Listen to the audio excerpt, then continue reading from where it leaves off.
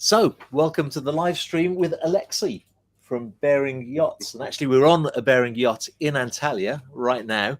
Always grateful for those watching. If you can leave a message so that I know that you can hear us okay. We used this setup in the last live stream and it worked perfectly. So I'm optimistic that this one will as well. You have to excuse my appearance. I actually lost my luggage in Dusseldorf, unfortunately. So, Alexey, what possessed you to start building yachts? I don't know. It's hard to say exactly.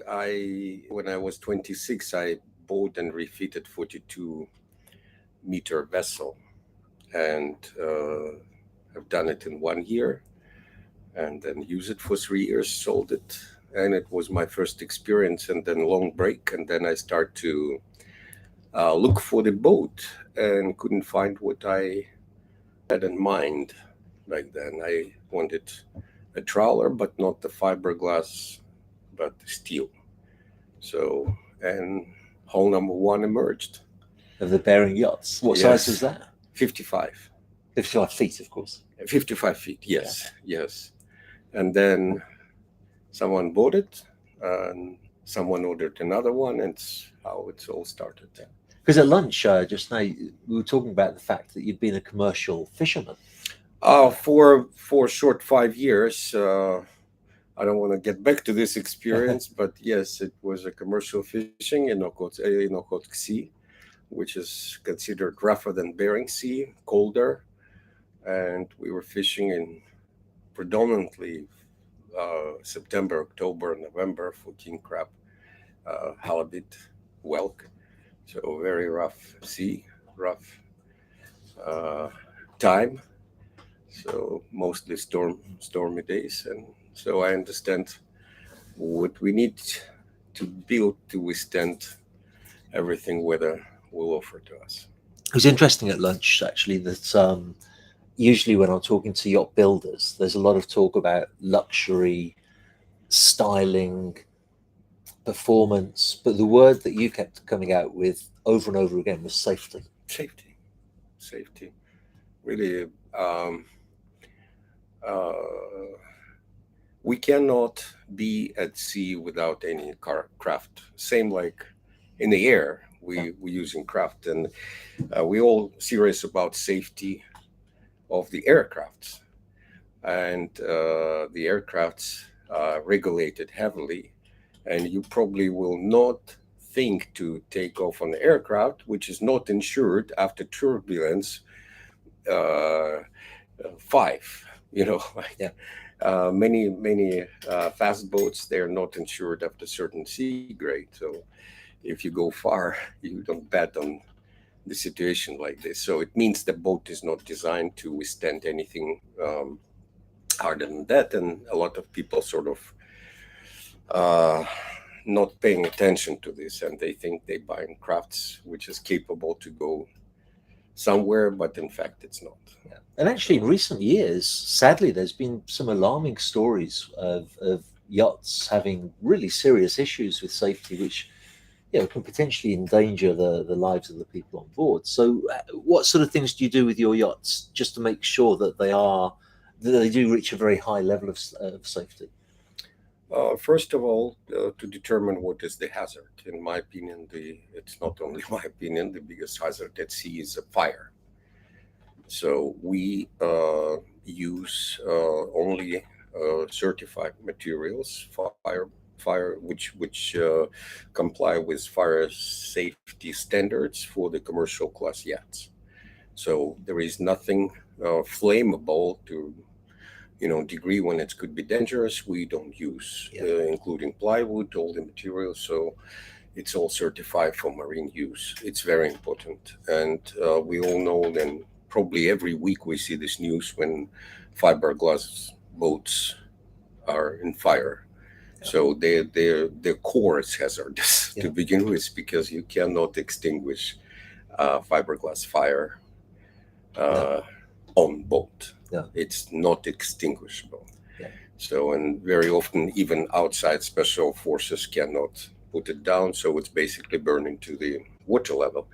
So this one thing. Another thing is, of course, sinking, or like being damaged by waves, water, or the grounding. So which leads to sinking. Yeah. So this is why we build our boats of steel, and it's take care of the first problem, and the second as well. It's harder to destruct, and we deliberately build underwater part much more thick than it's required by class. Yeah, Sometimes it's double. How thick are the holes on most of your yachts? 8 to 10 millimeters. Right. So it's overkill for boats of this size. And the standard is what, 6, I think? I think if we would go by the book, it's 5 or 6, depends on the size of the boat. I'll just stop you for a moment because we've already got a few comments coming in. I want to pass on to you. Patrick Abbas, is that a name that you know at all? I'm bad with names. Well, he's a regular viewer of the channel, and he's often at boat shows. And he says, that's how we've got some communication coming in. We're just going to turn that off.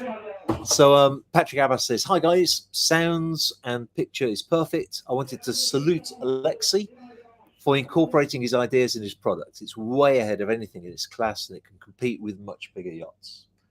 That's actually what we're doing. We're not competing. Again, we're competing with nobody. So we simply bringing super yacht quality determined by the class quality, not just quality luxury related. It's a quality of safety related, comfort related, big time comfort. Because I think in boats under 24 meters, comfort jeopardized greatly. And so we bringing comfort of the super yacht in the boats under 24 meters. That's what we do. You've also got hello from Miami, which is from Rico, who you know very well. Oh, Rico. Hi, Rico. Hi, Rico. Thanks for tuning in. Say hi to Victoria. Henry Atencio says hello from Benalmádena, Spain. Patrick's already talking to Rico, saying he loved your coverage of Bering. Actually, Naughty Styles channel has really identified a lot with Bering. They've done a lot of content. Have you found that that's it's been good for the company, good for the brand? It's a very good collaboration. We enjoy. First of all, we enjoy it. Yes, that's most important. And the second, it works. I think it works for both. And we're really aiming to tell more, to present more information about how Bering built and why we're doing this or that. Yeah. So that's I think it's a little bit deeper than your standard boat review. Yeah. A bit deeper. Yeah. And Rico and Victoria are a lot of fun to be with as well, of course. Yes. Moving on, Tim Mannion says hello from Southampton. Hi, Tim. Okay, we're getting to the questions now. Okay. John Ingham, thanks for your question, John. He says, would Bering Yachts be building any more 60-foot Bering yachts, or are you now concentrating on the super yacht market? No, we're actually concentrating on the market under 24 meters. So we don't want to really put a lot of effort in boats over, because we believe that the boats under 24 meters fully capable to do the same what super yachts are doing for the fraction of the price. And this is our focus. And of course, we offer models bigger than 24, and we will build them. And we have a lot of boats in construction. I believe 6 or 7 over 100 feet. So we're not refusing, but our aim is boats under 24 capable of going 4,000 or 5,000 miles and matching in comfort. It means noise, vibration, and all these comfort aspects with a super yacht. Yeah. That's really great, because it is the dream of so many people to explore in a yacht. But if you think that you have to spend over 10 million to get the yachts, it just gets out of the range of what's possible for most people. We know it's a pyramid. If we can give the same capability for 3 times less money, I think it's something worth to think about. And earlier I was on board your 76 in the port there. I mean, there's an example of clients who bought the yacht and they want to explore the world. And Yes, they, yes. yeah, and they can And the actually boat do is that. designed for this, as Yeah. well as this boat we own. Yeah. We consider it coastal cruiser, but it's a 3,000 miles range. Yeah. And we're planning to cross Atlantic on this boat. Yeah. You made a really interesting comment to me at lunch, which I'm definitely going to steal from you and quote when I'm asked. When I said to you about just because a yacht can cross the Atlantic, it doesn't mean it should cross the Atlantic. That's true. And do you remember the observation you made about how you can immediately see if you think something should cross the Atlantic or not? Yes. Now expedition styles in trend. A lot of fiberglass manufacturers making expedition-looking boat. Yeah. So when I see boats which looks like they're explorers, I usually looking for engine room ventilation location. Yeah. In many cases, it's in a standard place of the semi-displacement or planing boats. It's under the main deck, means it's 2 feet above the water. And when you have to slow down because of the elements and you crossing something you cannot hide, so you inevitably will go down to displacement speed, and then waves are going faster than you are, and your ventilation will be submerged. Yeah. Just look for engine room ventilation, and then you can determine if you need to look any further. Yeah. And that's a really valid point. You look at a lot of fiberglass yachts, and if you look carefully, you'll see holes, usually long holes in the hull, corresponding with the engine rooms. And it's not a hole right into the engine room. You've got a system there to stop water getting in. Yeah. But nonetheless, if you get heavy seas, you'll be in big trouble. Yes. So loads more comments. Thanks for everybody who's saying hi. Also, it's kind of interesting to know where people are from. Indiana in the US, that's Dave Dalton. Zurich, Switzerland, Paul Kupfer. And he also says, congratulations on a highly informative, enjoyable channel. Thank you very much, Paul. Mississippi. And actually, Forster Rule from Mississippi has a really good question. I'll be interested to hear your thoughts on this. He says, do you think that 2 anchors are safer than 1? And what type of anchor do you prefer? Redundancy is important. So two anchors safer than 1. Sometimes you lose the anchor. Sometimes your winch go down. So you better have 2. If you need to, should you deploy 2, it's your captain or you have to determine in any particular situation. Yes, sometimes it's safer to deploy 2. Or if you don't want to swing, like big swing, so Bahamas usually 2. Yeah. So yes, it's safe. Is there a size of yachts? I mean, a 30-foot yacht, for example, you wouldn't see with 2 anchors. Where do you think the limit? Where's the line? I believe if you're talking about any sort of exploration yacht or any sort of yacht which you plan to use without marinas, I would rather have 2. Yeah. And the other part of his question was, what sort of anchor do you prefer? So it's we usually using H-type. H-type, yeah, classic. So, but it depends on the model. And some models I forgot this type when you basically you plug the one part of the anchor uses a lead. Basically, it's kind of flush. So we didn't use it yet, but maybe we'll use someday. Yeah. So loads more comments. Mr. Big Data and the OWL crew, or the AI crew, say hi from the Bahamas. Bering is a really noble venture. Well, hi right back to you. We got somebody in Vermont, USA. He says, I love the overbuild quality of your yachts, Alexey. Thank you. And actually, that's something that's come through in our conversation today about that you'll usually, if they ask for 6 mil, you'll give 8 or 10.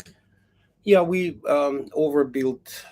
Sometimes overbuilt is not that good, but in many cases, your equipment work more relaxed. If you have a winch capable of pulling 4,000 pounds, but your gear weight 2,000 pounds, means your winch will go longer and more reliably. And same for crane, same for AC, same for many equipment for Yeah. many pieces of equipment. So we don't try to spec it on max capacity. So, and it's related to everything. And also the feature on all boats under 24 meters is it's inverter type boats. We have a big lithium ion bank and generators working just a few hours a day, not 24. So it's we again prolong the life, and when usage of some equipment 10 times less than what it's designed, so your equipment will serve you longer. Same with the main engines. We recommend to use on the long hauls, to use one engine at a time. So same, you prolong the life, and it's enough. One engine at a time is enough to go efficiently and load it at 70% and go cruise speed. So. Excellent. Let's move on through some of these other questions. We've already done that one. James says, hi from Mallorca. Look forward to seeing one of your yachts in the Med soon. There's lots of Bering yachts in the Med, I think. Yeah, this year, 3 more, so 7, 8 in the Meds. Yeah. So keep your eyes open in Mallorca. I'm sure you'll be seeing one very soon. Brian Munch, Naughty Styles is the best. Oh, thank you very much, Brian. You've really... I have to agree. She is the best. They are the best, of course, Rico and Victoria. When will you be doing a walkthrough of the Bering 145?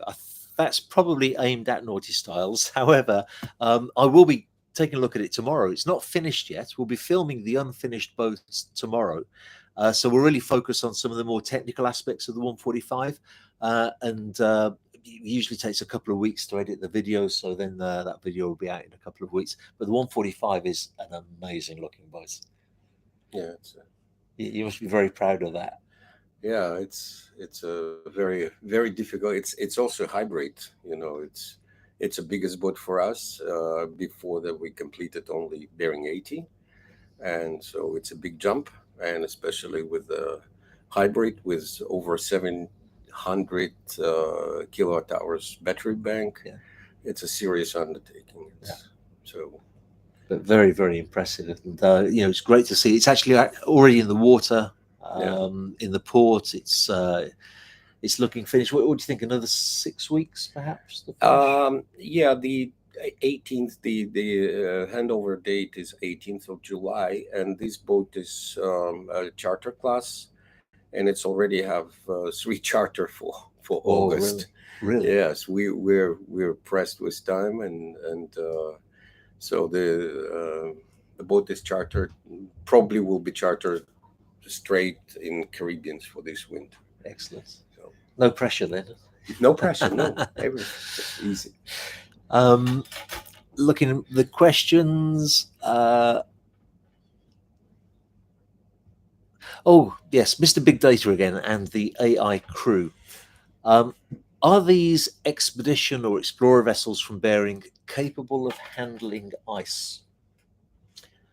They're capable of handling ice if you don't mind to do paint work, because they fully faired, and of course ice will put scratch and dents on fairing, and it's got to be addressed. I would not specifically break the ice with bearings, but yes, it will probably go through maybe 6, 7, 8, 9 inch of ice. But and the running gear is protected way better. We have no exposed shafts. We have protected props and rudders, so it will do much better in the ice than any other boat. But should you do it, I don't think so. I was reading a little while ago as well that some of these ice class yachts actually go backwards. They have ice class propellers, and the propellers basically chop up the ice, so they just back through the ice. Yeah, it's rather unique things. We're trying to be in the streamline. Yes, we're trying to give a very capable, but not, how to say, unique vessels. It's got to be manageable, maintainable, and reasonable in price. That's what we want. We aim for reasonably priced, where people can afford it. Moving down through the comments, this is an unusual question from Dean Hall. Are Bering looking at building an all-electric? Yes, an all-electric powered yacht. You know, with range.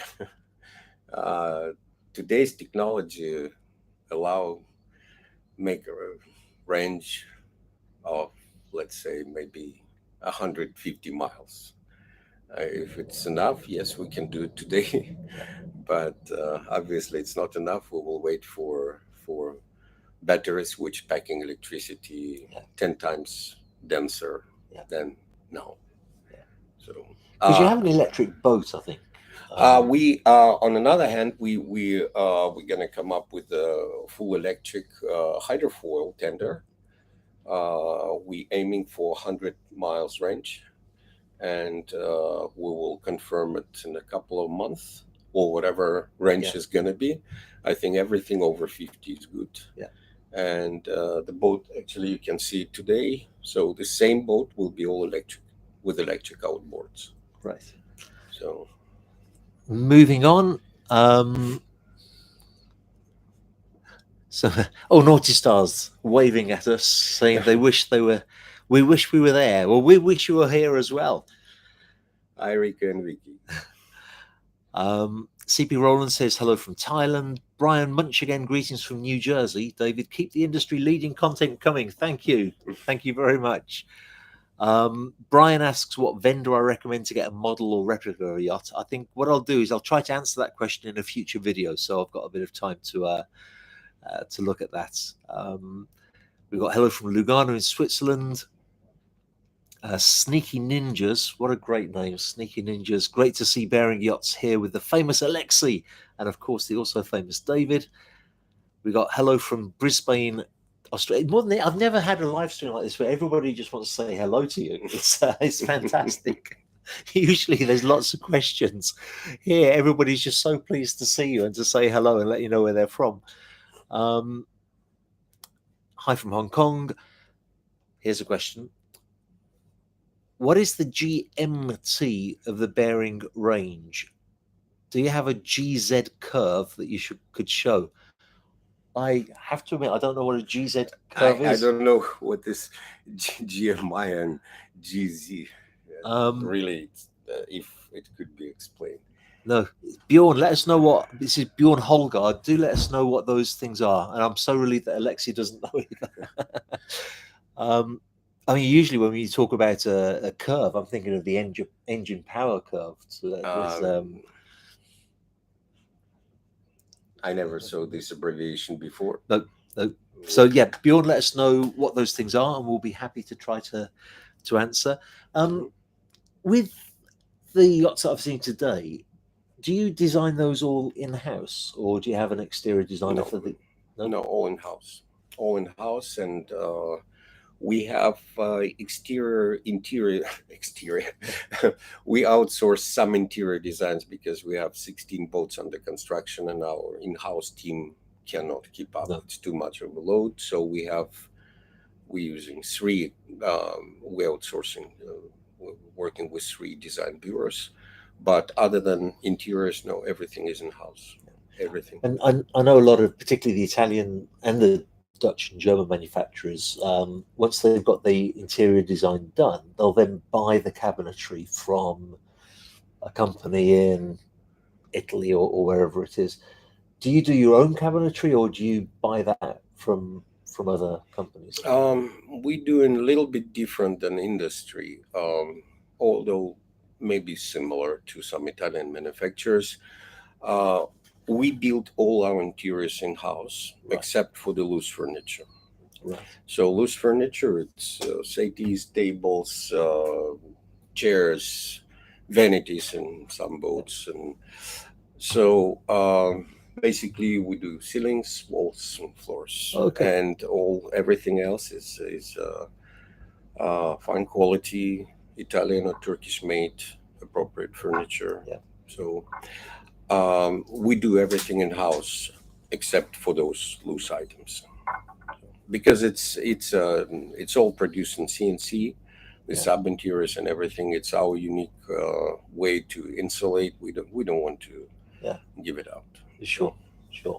It's also a cost-effective way of doing it. Yes, because you guys can actually come in, make sure it fits. Yeah, and it's also allow us to do a refit at a fraction of the price, and time-wise, it may take 2-3 weeks because we can manufacture the same interior. I mean, every square inch you can see will be new, and it will be brought and installed in the same place because we know exactly where points of attachment and everything stored in the computer. So we keep it in house.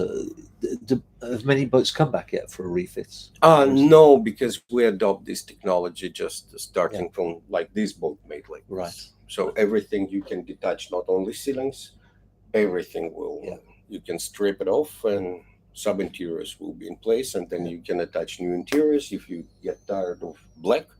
It will be whatever you wish. So at the fraction of the price and time.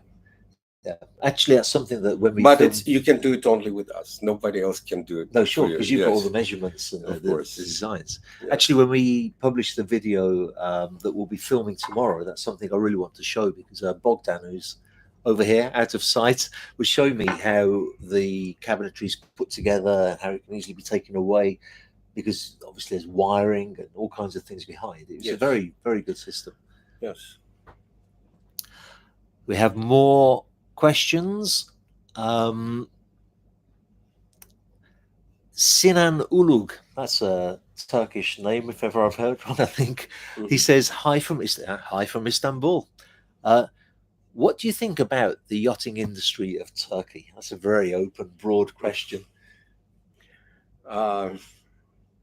I'm proud that I'm a member of the yachting industry of Turkey. I think it's a growing segment in quality, first of all, in quality, because, to me, the setting of the quality standards is Dutch boats. I mean, Dutch Superyachts. We all know these brand names. And in Turkey, you can do the same quality of jobs. So labor-wise, specialist-wise, and all the infrastructure manufacturers are very seriously here with a good engineering force. So we can solve any problem here. We don't need to get specialists from anywhere else. So I'm proud to be a part of Turkish manufacturing community. It seems to me as well that it's a time when there's a separation. The cream is rising to the top. The brands like Bering, who are producing really good yachts, are doing very, very well. And those that maybe were substandard are kind of disappearing. And now the Turkish yachting industry is getting some really nice brands, great yachts, good prices. It's an exciting time to be in Turkey. Yeah, I think Turkish industry is on the rise. There's no question on the rise. Thanks for that question, Sinan. Bjorn Holgard, who asked the question about the curves, he said, my previous question was indeed about our stability, to understand the natural stability of the bearing range. And as you follow up, can you buy a bearing with a gyro stabilization system rather than fins? Yes, the smaller bearings will like to use gyro. This boat equipped with a gyro 26,000 and Seakeeper. And this boat is stable as a rock with this gyro. Bigger boats, gyro is effective on our boat, particularly effective system, but they come with a price tag. So fins, and especially some electric fins, they're cheaper solution. And we use hydraulics. On Bering 80, for example, we use 2 pairs of fins. On all of our boats, it's 2 pairs of fins. Really? Yes, it's better for keeping lower profile, and also the steering effect and fighting with the rudders. You sort of diminish this to acceptable level, because sometimes fins are huge, and in certain condition they're fighting the rudder, especially following quarter and sea. It's dangerous situation. So we'd rather not to have it. Yeah, I think usually on an 80-foot boat, for example, if it does have fins, it'll only be one pair of fins. One pair, even on the bigger boats, like 40-meter boats, it's one pair. We have two pairs on all boats. So the stability, yes, of course, all our boats are calculated, and we predict our stability. We keep our metacentric height in the vicinity from 0.7 to 1.2, depends on the load. So trying to be around 800 to 1 meter metacentric height level. It's determined comfortable motion, not too stiff, not too soft, comfortable motion. So, and this is the sort of most comfortable figures, because that's how the fishing boats build, where you need both hands to work and not to hold, and the stabilization like Gyro is out of scope because it's too expensive. So the boat has no stabilization, and natural motion of the boat basically predetermine the comfort and ability to work on the boat. So we're trying to stay within standards of commercial fishing boats. Interesting. Yeah. Because we were talking at lunch a lot about the classification societies, the importance of reaching their standards. The stability, of course, is a big. Stability is it's absolutely must. I mean, they will not allow the boat, and it's what they check before we even get permission to build. They check the calculations of stability and damage stability, not just stability of intact boat, damaged boat stability. Many calculations, and it's a book. Actually, it's not just one graph. It's a book of stability, and you constantly updating it with actual weight, because we keep weight spreadsheet for every boat under construction. So the actual weight may change, optional equipment, something else, and you have to make sure that your stability is not jeopardized. And sometimes you have to say no about some equipment high up. And then, of course, at delivery, they get a stability book with the boats. Absolutely. If it's class, but for non-class boats, it's not required. Charles Smith has sent a £10 super chat. Thank you very much. No need to do that, but we'll have a beer. We'll have a beer on you, Charles. Thank you very much. He says he always enjoys the Alexey, the ultimate salesman who also builds great boats.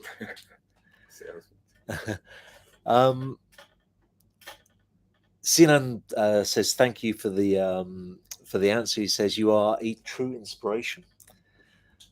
De Havilland says, Bogdan, delightful chap. Do you know somebody called De Havilland? Probably. he says probably. Thank you. And he says thank you. Michael Orsi says hi from Germany. On the Bering website, I found a wonderful 125. Is there one in build or afloat yet? There is one in build. Yes, there is one in build, and I think one in order. One on build, one on order. So you'll be seeing that soon, Michael, on the water. John Ingham again. John from London, UK, would like to ask Alexey, can a yacht be both fitted with fins and a gyroscope? And would this be beneficial option to have on a yacht or not? Absolutely. It's the best of the best. Actually, they communicating, they recognize each other. So the software, because it's really beneficial. The gyro work best for certain type of motion, and the fins correcting prolonged motion, like when you have big quartering fall in sea, the gyro will hold you for a minute and for a second, two, maybe second, no, and then let it go. And the motion is not comfortable, it's better to switch it off sometime on this type of sea. However, fins will correct this motion. And also when you have a constant wind, like let's say 30 knots in your side, inclination of 5, 6, 7 degree will not be absorbed by Seakeeper. It will recognize as a new zero and stabilize your with this inclination, but the fins will correct and bring you to zero. So the prolonged forces better be corrected with fins, and sudden forces better be corrected with both. Excellent. Actually, I was talking to somebody just a couple of days ago who's a pilot for the really large tankers and ships. He's brought the Queen Mary in as the pilot, and he also trains crew. But he was telling me with the large ships that there's the stabilization system is so advanced that you have to run it for, I think he may have said 48 hours, because it learns the motion of the ship and it adapts according to the way that the ship is going to going to move under certain circumstances. This system in Seakeeper and the fins sail learning like your autopilot. Yeah. They all now have some sort of intelligence. It's amazing, isn't it? Yeah, and moving on, thanks for that, John. De Havilland says, I saw that you launched a B76. How does that differ from the 77? it's a very different boat by architecture. The 77 is a classic raised pilot house. So it's sort of like a split level. Yeah. You have main deck, have a drop of 1.5 meters, pretty drastic drop. So the 76 is flat decks. So it's lower deck flat, the main deck flat, and the upper deck. Yeah. So the raised pilot house is where you go up a few steps to the pilot house, up a few steps, and you're on the flybridge. In raised pilot house, Yeah. yes. The 77 is this classic raised pilot Yeah. house. Whereas the 76, I was on board today, you've got the main deck and the sun deck. Yeah. Yeah. Very nice boat it is too, by the way. Will Bear, this is a Kane Wells. Thanks for your question, Kane, and it's a good one. Will Bering use solid state hydrogen fuel systems such as those by Plasma Kinetics? Any thoughts on hydrogen fuel cells? I think we would wait because it's, to my understanding as of now, it's cost prohibitive. We are not in the freak boat business. We're trying to build a boat which makes sense today. Yeah. So when technology will come to its maturity, we definitely will adopt it. Because So Lursen, of course, is starting with little Mhm. baby steps on hydrogen fuel cells now. Yeah, it's easy to do some steps when you're building multi-million dollar Yeah.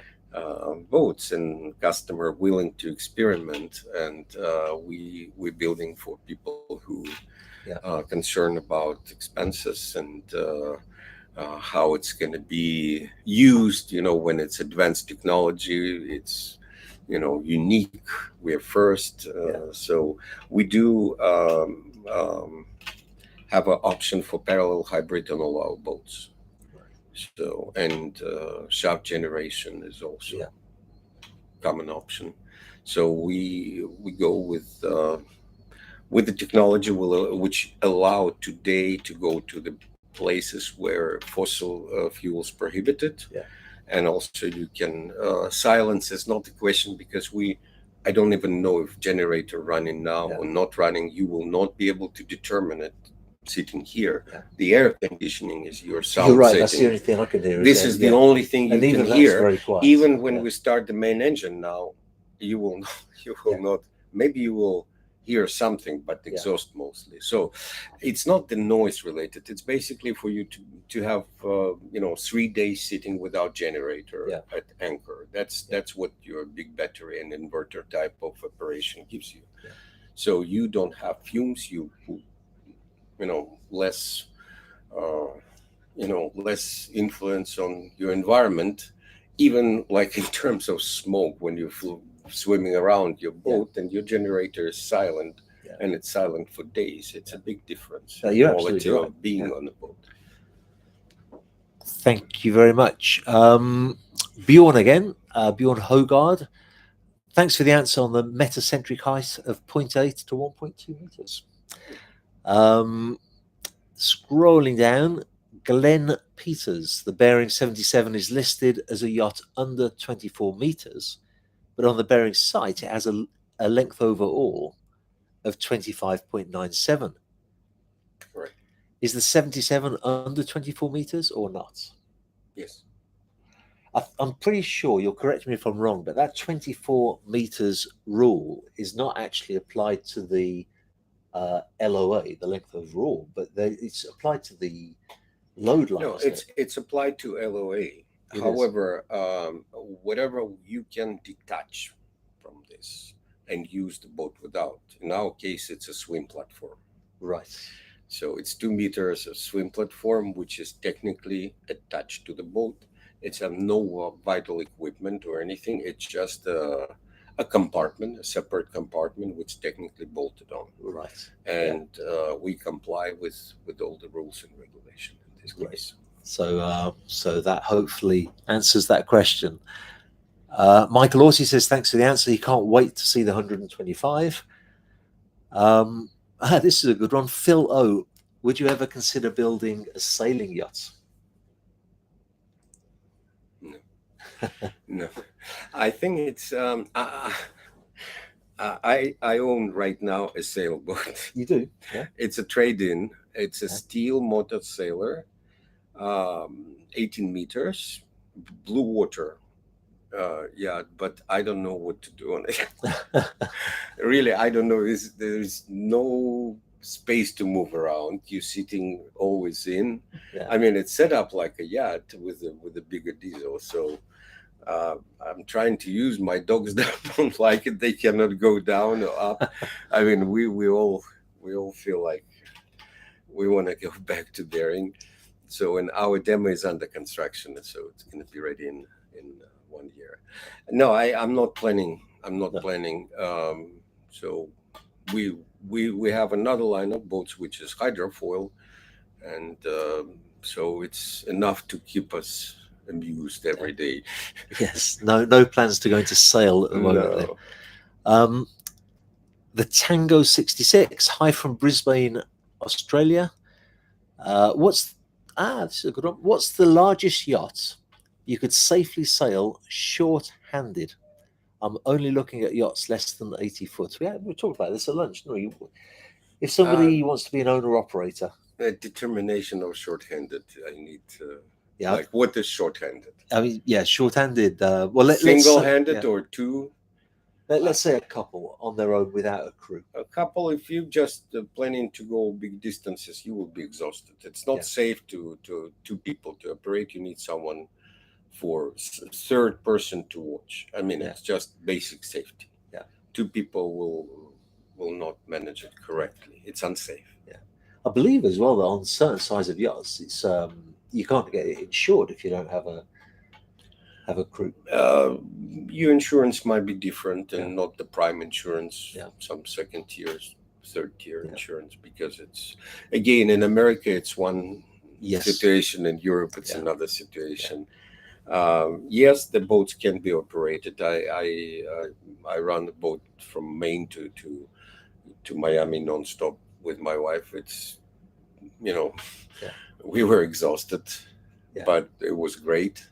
Would I like to do it again? No. So probably third person better be added. Do I want to be slave of my boat? No. I'd rather someone clean it. But it's my personal. Yeah. Someone may be enjoying it. Yeah.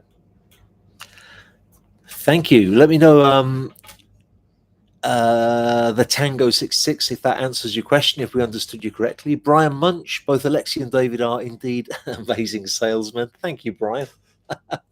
Simply because of how personable, transparent and genuine they are, not to mention their passion for this industry. David is very good. No, he doesn't say that. Anyway, thanks for the compliments.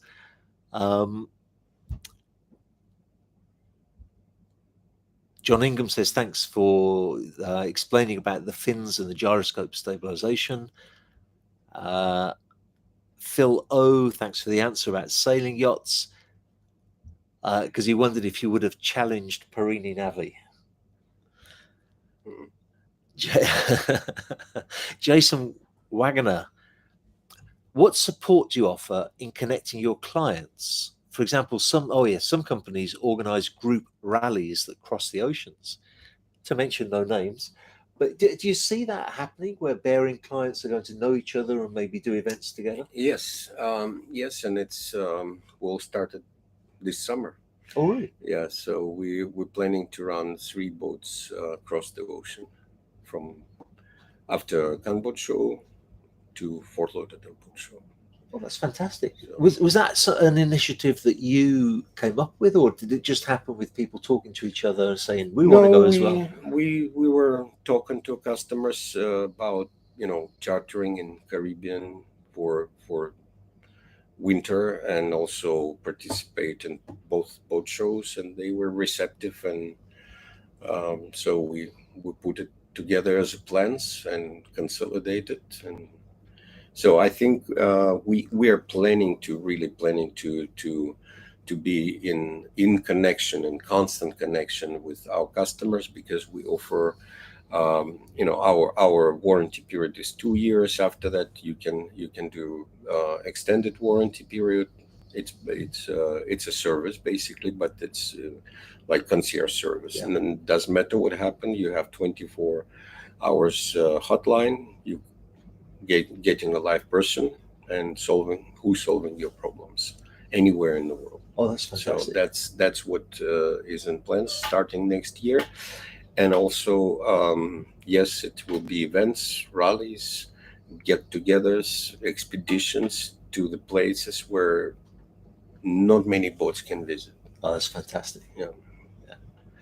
That's a great initiative, because realistically, I think the thing that puts some people off may be that the time it takes to organise those expeditions.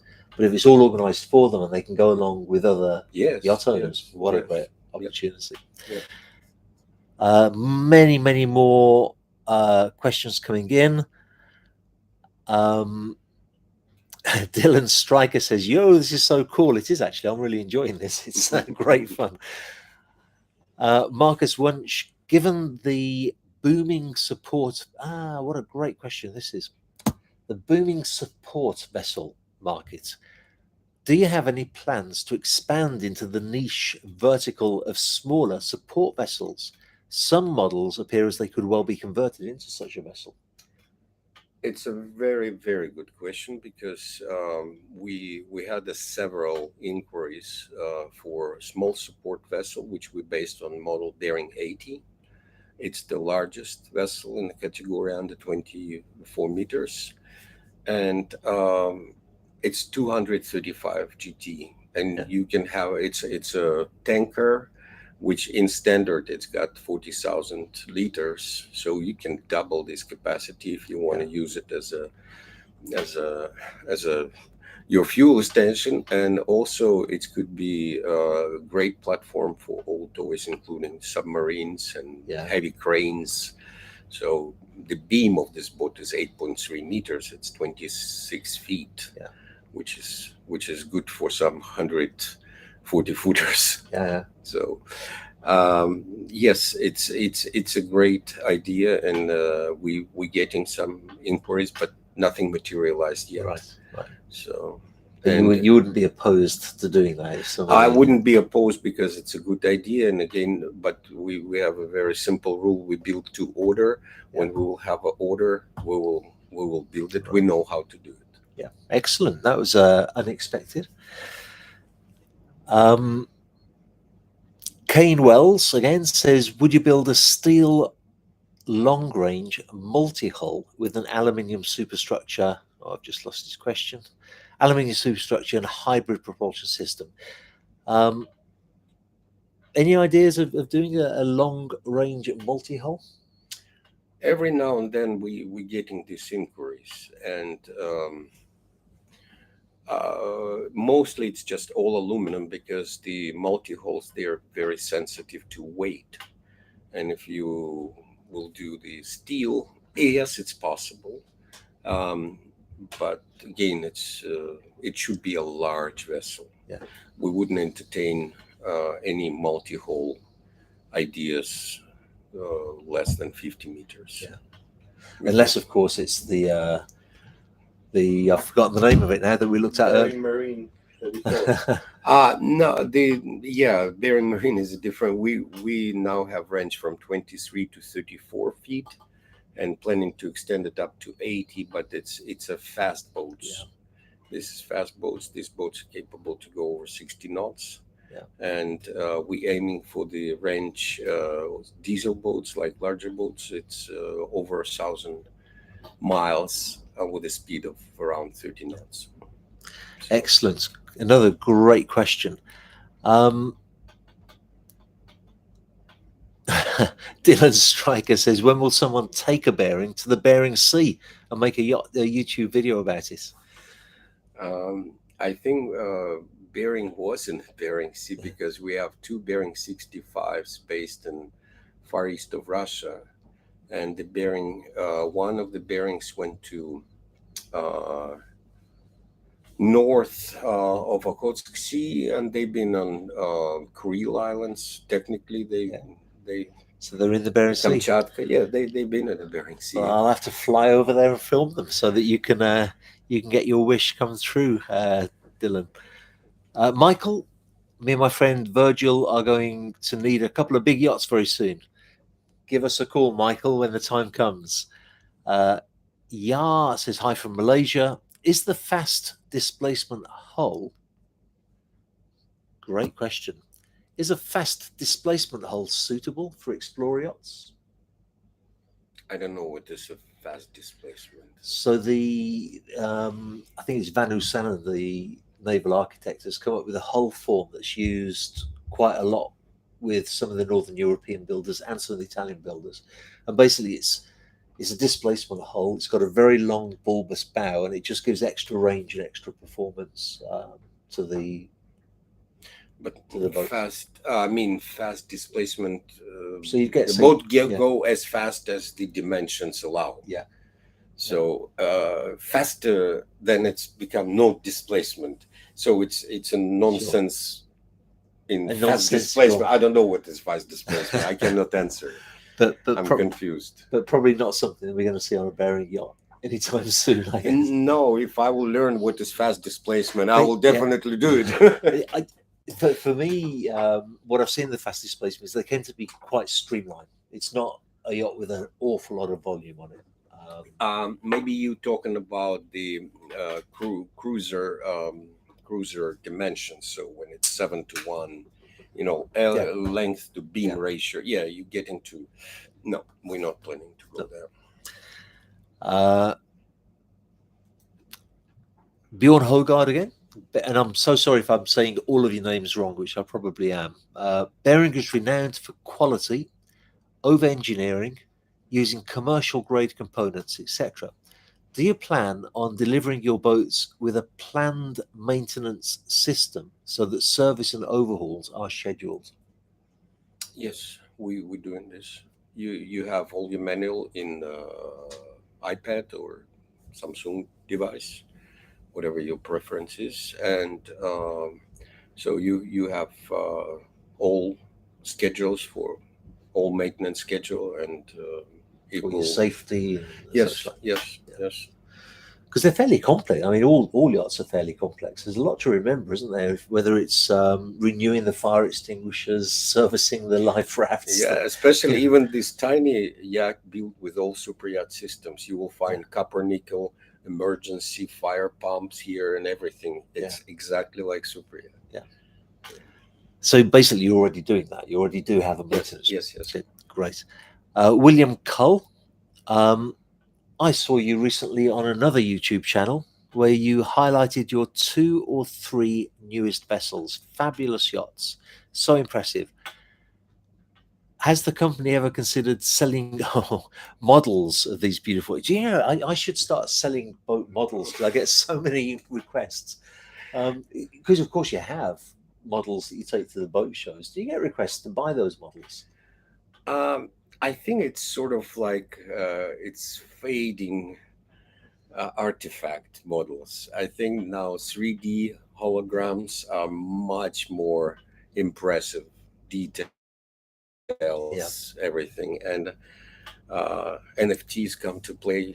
Yes. So let's become digital. Come on, who needs these models? They're expensive as a cars. you know, I better buy a car than Yeah. motor. Yeah, they are extremely expensive. Yeah, make no sense to me. So I hope that answers your question, William. Umar Khalifa, what's the difference between the 80 foot and the 85 foot that you have listed on the Bering site? So you have an 80, you have an 85. It's a very similar boats in size and capacity. The hull is identical, and 85 I would call a gentleman's yacht. It's not looks like serious explorer, although it's same capability as any as 80 or 77. But it's flat decks, and it's not as developed vertically. It's a much higher main deck, and we have very good space under the lower deck. So it's the staircase go down, and it's technical space enormous there. Under in forward part, you can have walk-in freezers, walk-in refrigerators, washers, dryers, storage, pantry. I mean, it's as explorer as they come, in sort of like gentleman's package. Yeah. You would look good in any Western Mediterranean marina, not out of place. So the Bering 80 will kind of like dominate the marina. Basically, it's tall, it's bulky, and this boat will be more of a gentlemanly yacht, not dominating a marina so much. Thanks for the question, Umar. The Tango 66 says, thanks for your answer. I was considering the B72 with myself and one other. I'm assuming the main concern is docking. Could you please briefly describe what's required by each hand during peak needs? I'm not sure I understand that question. Do you? Docking, I guess it's a question about how difficult to dock the 72. It's not difficult at all. I mean, I docked 65 single-handed in US, but it's easy. It's easier than Mediterranean, because you basically, when there is no wind, you have time for everything. Two people is the most. Doesn't matter how you dock. Two people is enough. You have 360 visibility from the helm. I prefer to dock from the helm rather than fly bridge. Yeah. And you have 6 cameras. You have references for everything. Cameras on the sidewalk, so you see the distance on each side. You see your swim platform, distance to the pier. So it's very easy. I was asking Bogdan about the 76, and he was telling me that they've got the cable control as well, so you can stand on the aft deck. Oh yeah. You can step out. The remote controls are popular now. Most of our customers asking wired, so it's a Glendinning, solid looking equipment, like you operate heavy machinery. So, and 20-foot cable. So professional captains prefer this equipment. Thank you very much. I hope that answers your question. Actually, we're almost up to the hour. It's amazing. There's so many questions. Flies. So I'll just take another couple of questions very quickly. CP Roland says, is there a reason we don't see Dutch doors on the Bering pilot house? Is it strictly owner's choices? I'm not sure I know what a Dutch door is. Do you know? 2 halves, like you can open the upper part and sort of like right. I do not push for them because they leak. They leak much better than the solid doors. So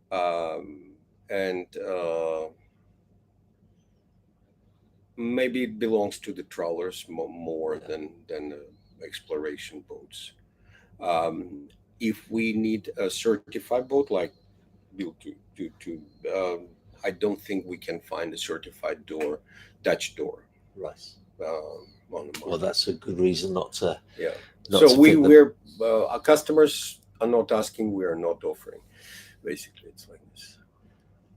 I'm going to get in as many questions as I can. We've got like literally a minute left, so I'll go with Mark W. Are there any plans to build some smaller models that might be more affordable whilst keeping the Bering DNA? So a 45 foot or a 60 foot?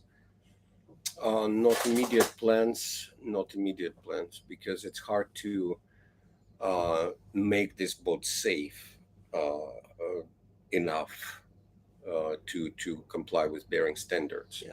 Because you have to eliminate systems, you have to eliminate a lot in a smaller size, and then it's jeopardizing the safety if we want to keep our boats to be able to travel far and come back.